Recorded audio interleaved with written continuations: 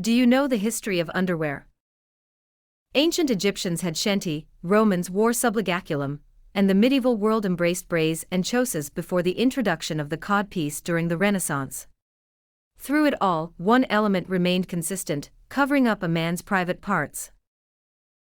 It was not until much later that boxers, briefs, and boxer briefs came to fruition. In the end, the history of underwear is a mix of practicality, change, and fashion. Ancient and early forms of underwear. The earliest form of underwear was a loincloth. Prehistorically, loincloths were worn by men and women, crafted out of strips of fabric that ran between one's legs and were fastened around the waist. Bras are also older than you think, much older. Ancient Egyptians fashioned triangular swatches of linen with strings at the ends. Modern observers may associate the look with a kilt, but the lengths of these shenty varied. Shenty were worn by pharaohs and, later, members of lower social classes. King Tut was actually entombed with 145 shenty, a large collection of loincloths to take with him to the underworld. Nudity was much more acceptable in ancient Greece, but even there, underwear comparable to that of the Egyptians called perizoma might be worn. Meanwhile, ancient Romans had their own undergarments to sport underneath a tunic, toga, or robe, worn by the mid-2nd century AD, and adapted from the ancient Etruscans. Roman subligaculum could resemble a loincloth or look more like a pair of shorts. Similarly, during the Middle Ages, Celts and Germanic tribespeople wore baggy undershorts called braies. It's unclear if both men and women wore braies, or how often they were worn by either, but men are known to have used a belt or string to hold up their braies. Some also wore chausses or leggings, and by the 15th century, the two pieces more or less became one. These undergarments ultimately gave way to more elaborate codpieces designed not just to cover but to protect a man's privates. Codpieces were made out of stiffer materials, decorated, stuffed, and made increasingly large to hint at one's manliness. Boxers, briefs, and other innovations in underwear.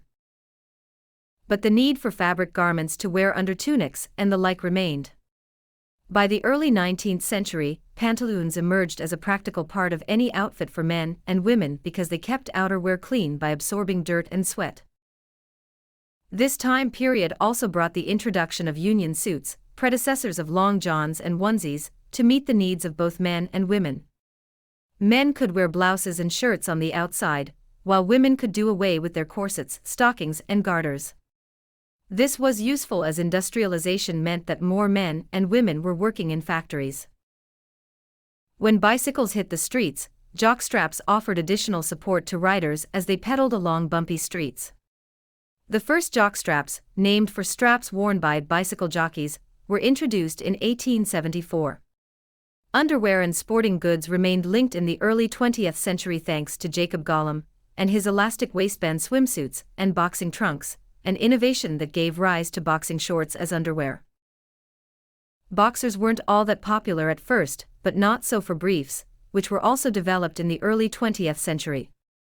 In 1928, Arthur Niebler was hired by Cooper Underwear Company, where the apparel engineer introduced underwear briefs styled off of jockstraps. Niebler's jockey shorts were an immediate hit when they hit store shelves in 1935. Familiar brand names were at the heart of 19th and 20th century underwear innovation. Hanes capitalized on the union suit market, Golcombe's efforts became the sportswear company Everlast, and Niebler's briefs inspired Cooper to change its name to Jockey. Fruit of the Loom's aptly named logo could also be found on underwear by the turn of the century. Underwear goes mainstream. Underwear became a fashion item in the 1950s and 1960s, as they went from traditional white to an array of colors and patterns, and the development of fabrics like rayon and dacron made new styles possible for men and women.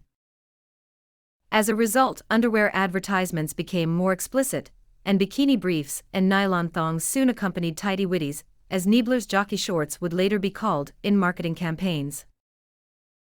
By the 1980s and 1990s, the world was debating the critical question, boxers or briefs. Boxers had grown increasingly popular after World War II, as men who served in the military adjusted to the standard-issue boxer shorts. But as the century progressed, people began to question whether there were health benefits to wearing them, and a trend was born of asking famous men, including US President Bill Clinton, to share which one they wore. Calvin Klein designer John Varvatos is credited with inventing boxer briefs in the early 1990s, although he may not have been the first person to come up with the idea. They took off after a 1992 Calvin Klein ad campaign featuring rapper-turned-actor Marky Mark Wahlberg wearing nothing but white Calvin Klein boxer briefs.